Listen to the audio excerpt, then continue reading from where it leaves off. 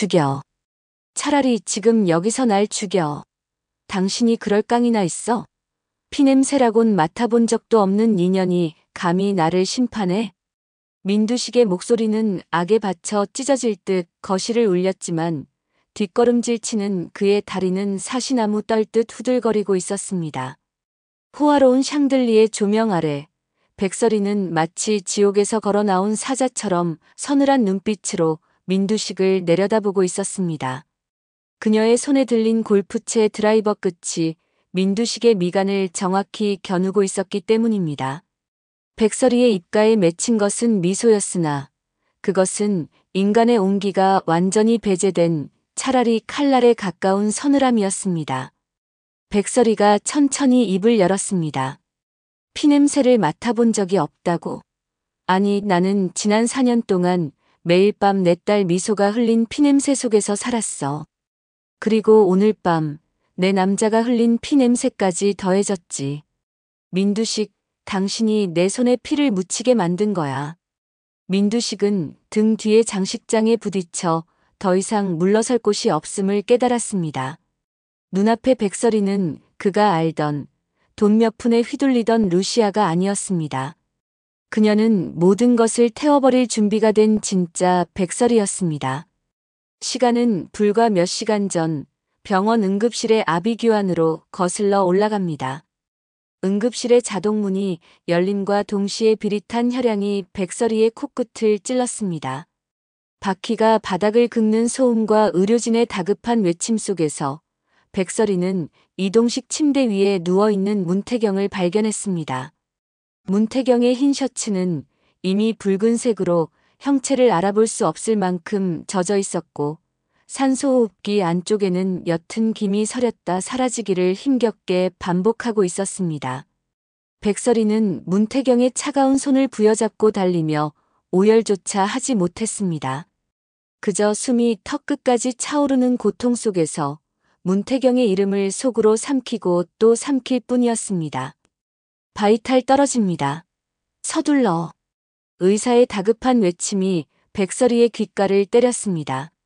수술실 문이 닫히기 직전 희미하게 뜨인 문태경의 눈동자가 백설이를 향했습니다.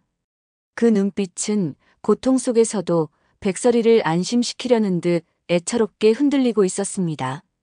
수술실의 수술 중 램프에 붉은 불이 들어오는 순간 백설이는 그 자리에 무너져 내렸습니다.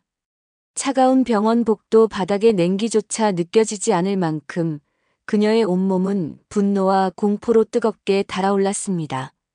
그때였습니다. 주머니 속에서 진동이 울렸습니다. 발신자는 민두식 회장. 백설이는 떨리는 손으로 전화를 받았습니다.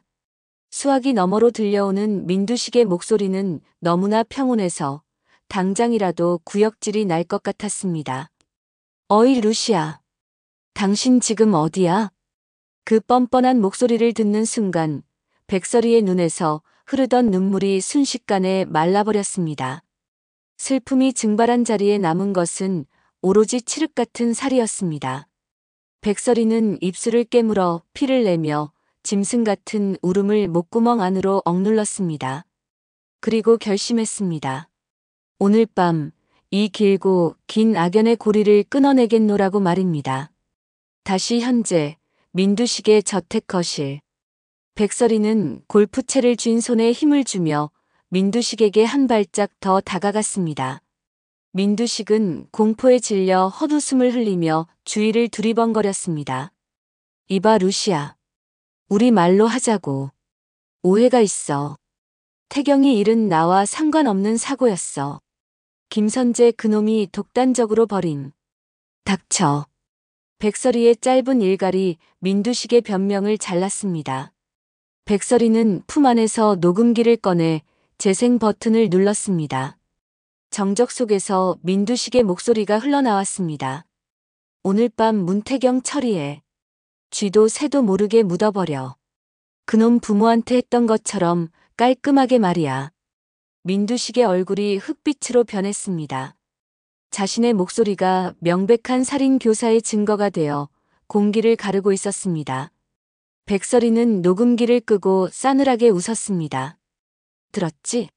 이건 복사본이야. 원본은 이미 경찰청 광역수사대 메일로 전송됐어. 그리고 당신이 그토록 아끼던 비자금 장부. 그것도 함께 넘어갔지. 민두식, 당신의 제국은 오늘 밤으로 끝났어. 민두식은 그제야 상황 파악이 된 듯 바닥에 주저앉았습니다. 다리에 힘이 풀려버린 것입니다. 천하를 호령하던 재벌 회장의 위엄은 온데간데 없고 그저 늙고 추한 범죄자 한 명만이 그곳에 남아 있었습니다. 백설이는 골프채를 높이 들어 올렸습니다. 민두식이 비명을 지르며 두 팔로 머리를 감쌌습니다. 으악! 살려줘! 제발! 비명을 지르며 물러서는 민두식을 향해 백설이가 한 걸음 더 다가갔습니다. 놀라지 마세요. 이제 시작이니까. 내 이름은 루시아가 아니야. 4년 전 당신이 옥상에서 밀어버린 백미소, 그 아이의 엄마 백설이라고. 백설이의 절규가 저택의 높은 천장을 때렸습니다. 민두식은 그제야 기억의 파편을 맞춘 듯 입을 딱 벌렸습니다. 백미소. 그 거지 같은 계집애가 내 딸이라고? 그럼 지금까지 나를 속인 거야? 당신을 내 손으로 죽여서 편하게 만들어주진 않아. 죽음보다 더한 고통, 살아있는 지옥을 맛보게 해줄 거야. 감옥이라는 차가운 관 속에서 당신이 짓밟은 사람들의 비명소리를 들으며 평생 썩어가게 만들 거야. 백설이는 골프채를 바닥에 내던졌습니다. 쨍그랑 소리와 함께 금속 헤드가 바닥을 굴렀습니다. 그때 저택 밖에서 요란한 사이렌 소리가 들려오기 시작했습니다. 붉고 푸른 경광등 불빛이 거실 창문을 통해 어지럽게 쏟아져 들어왔습니다. 민두식은 넋이 나간 표정으로 창밖을 바라보았습니다. 백설이는 뒤도 돌아보지 않고 현관을 향해 걸어 나갔습니다. 그녀의 하이힐 소리가 마치 승전고처럼 또렷하게 울려 퍼졌습니다. 그때였습니다. 현관문이 부서질 듯 열리며 경찰 특공대가 들이닥쳤습니다. 민두식, 살인교사 및 횡령 혐의로 긴급 체포한다.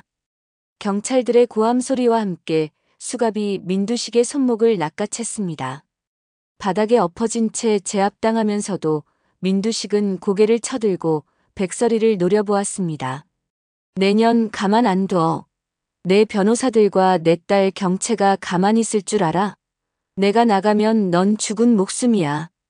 백설이는 경찰들 사이로 끌려가는 민두식의 눈을 똑바로 쳐다보며 말했습니다. 당신은 못 나와. 내가 가진 증거는 이게 다가 아니거든. 당신이 평생 쌓아 올린 그 더러운 돈탑이 어떻게 무너지는지 감옥에서 텔레비전으로나 지켜봐.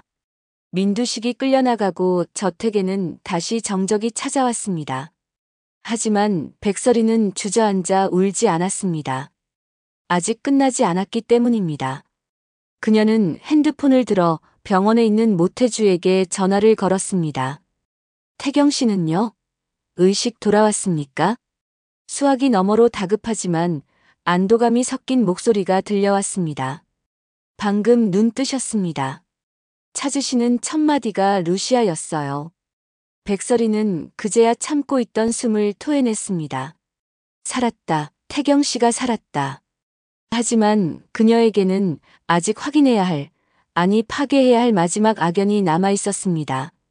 그리고는 혼잣말을 중얼거렸습니다. 민경채, 걱정 마.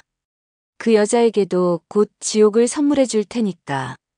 다음 날 아침, 민강유통 본사 회장실. 민경채는 뉴스 속보를 보며 치을 떨고 있었습니다. 아버지 민두식의 긴급 체포 소식이 모든 채널을 도배하고 있었습니다. 그녀는 리모컨을 TV 화면에 집어던졌습니다.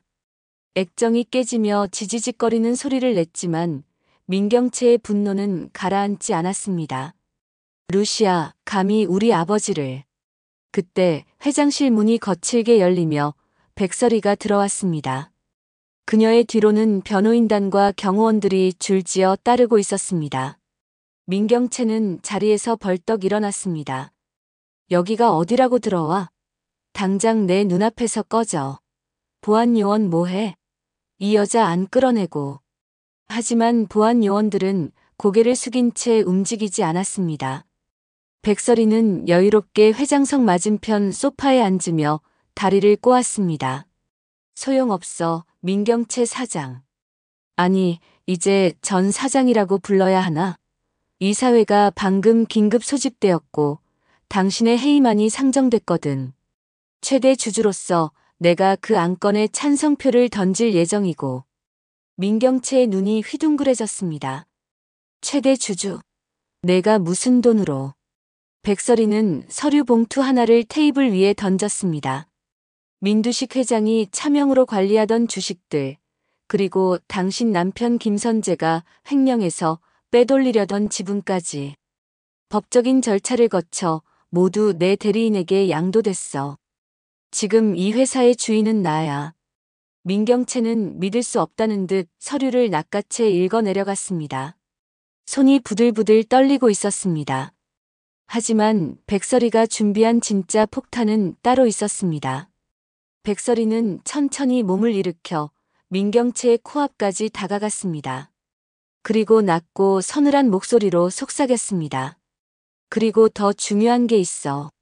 민경채, 당신이 그렇게 끔찍하게 아끼는 동생 민셀이 말이야.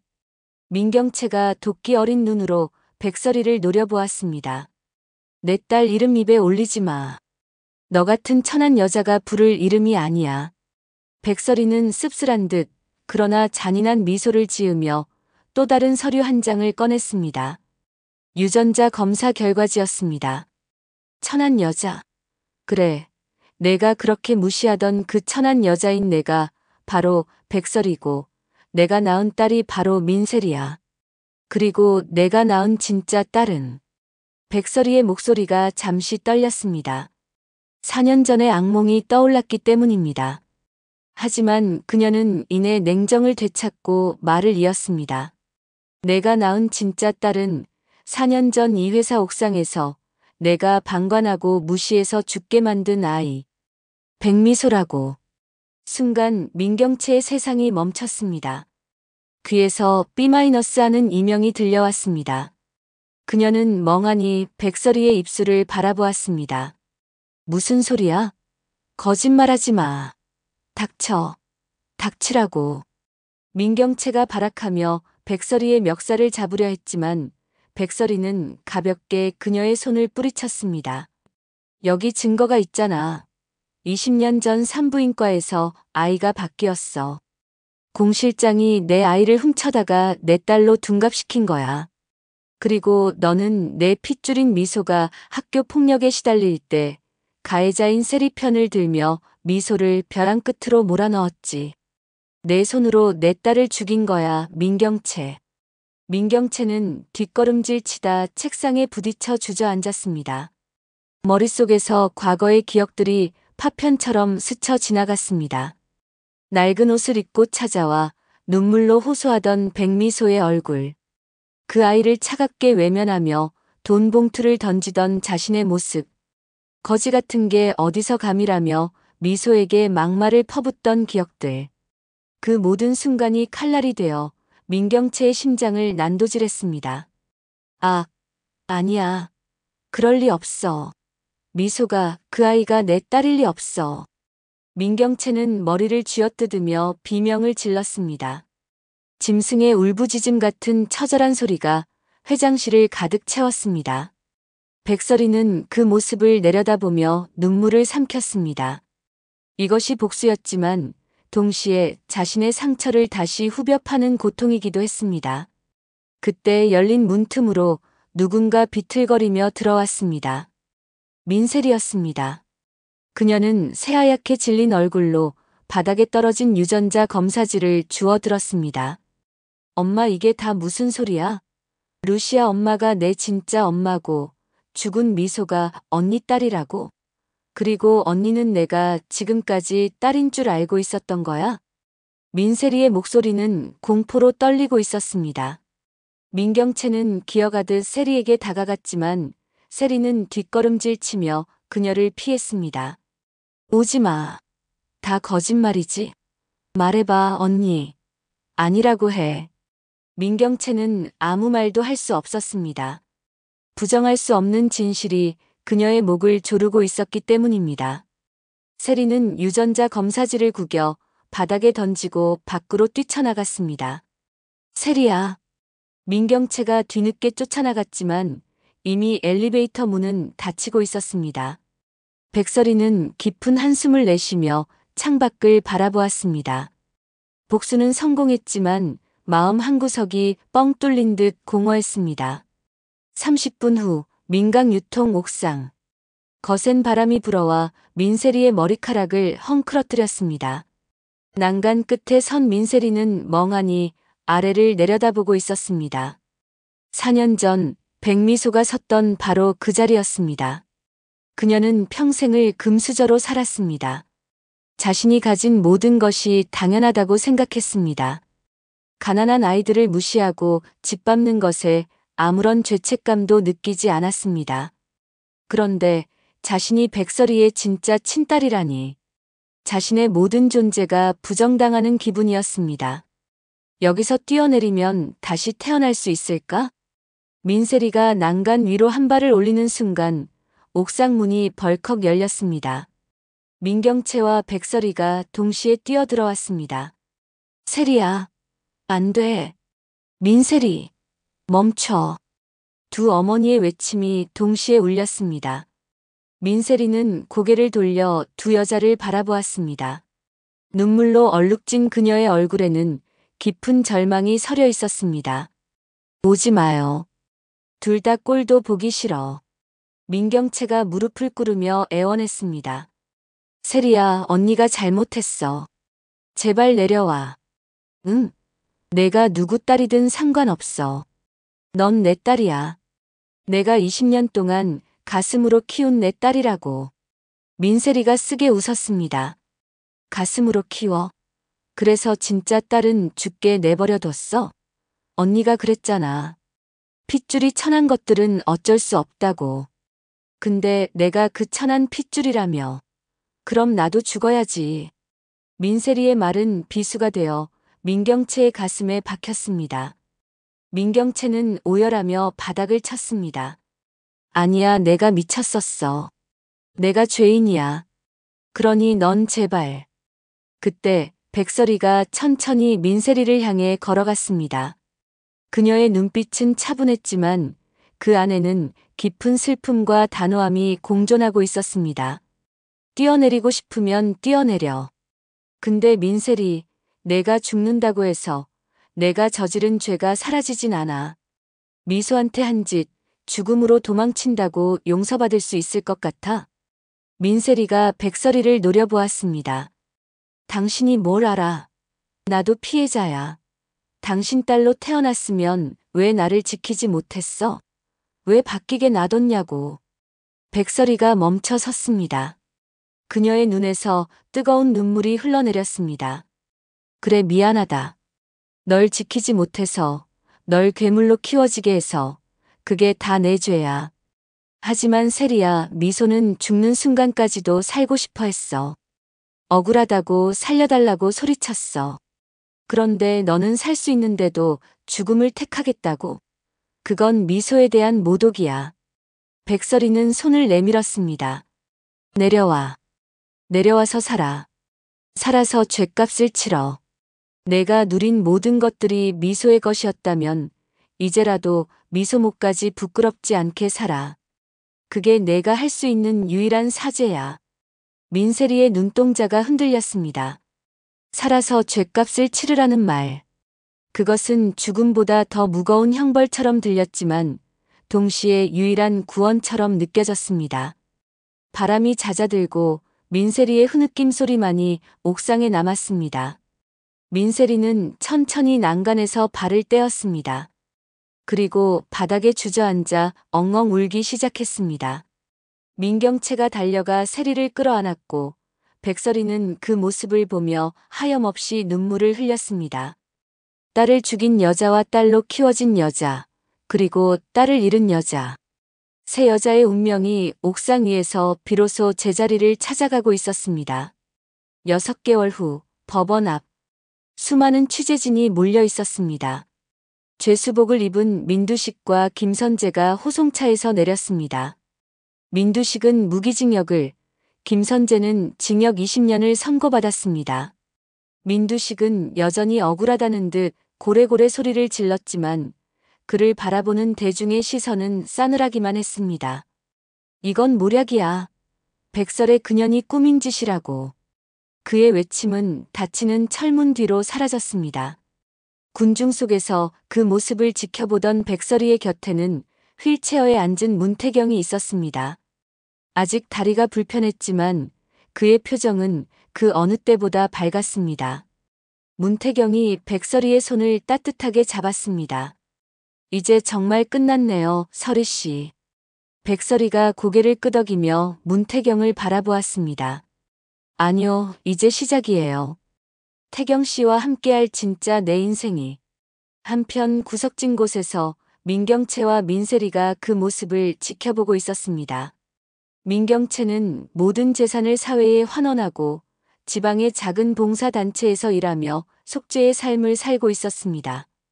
민세리 역시 화려한 명품을 벗어던지고 아르바이트를 하며 검정고시를 준비하고 있었습니다. 두 사람은 서로의 손을 꼭 잡고 말없이 돌아섰습니다. 용서받을 수 없는 죄를 지었지만 평생을 바쳐 갚아나가겠다는 무언의 약속이 두 사람 사이에 흐르고 있었습니다. 1년 후 어느 봄날의 결혼식장. 따사로운 햇살이 버진 로드를 비추고 있었습니다. 순백의 웨딩드레스를 입은 백설이는 눈부시게 아름다웠습니다. 그녀의 손에는 부케와 함께 작은 액자가 들려 있었습니다. 활짝 웃고 있는 백미소의 사진이었습니다. 하객들의 축복 속에서 문태경이 백설이를 맞이했습니다. 두 사람은 서로를 바라보며 세상에서 가장 행복한 미소를 지었습니다. 고마워요, 나를 다시 살게 해줘서. 사랑합니다, 영원히. 백설이가 하늘을 올려다보았습니다. 파란 하늘에 뭉게구름이 흘러가고 있었습니다. 마치 미소가 엄마의 행복을 축복하며 웃고 있는 것 같았습니다. 백설이는 마음속으로 속삭였습니다. 미소야, 보고 있지? 엄마 이제 행복할게. 너를 위해서라도 더 많이 웃고 더 많이 사랑하며 살게. 사랑한다, 내 딸. 바람이 불어와 백설이의 베일을 살며시 들어 올렸습니다. 그것은 마치 미소의 보드라운 손길 같았습니다. 태양을 삼켰던 여자는 이제 태양처럼 따뜻한 빛을 품은 여자가 되어 새로운 인생을 향해 발걸음을 내디뎠습니다. 숨가쁘게 달려온 백설이의 복수와 용서, 그리고 진정한 사랑의 이야기, 재미있게 보셨나요?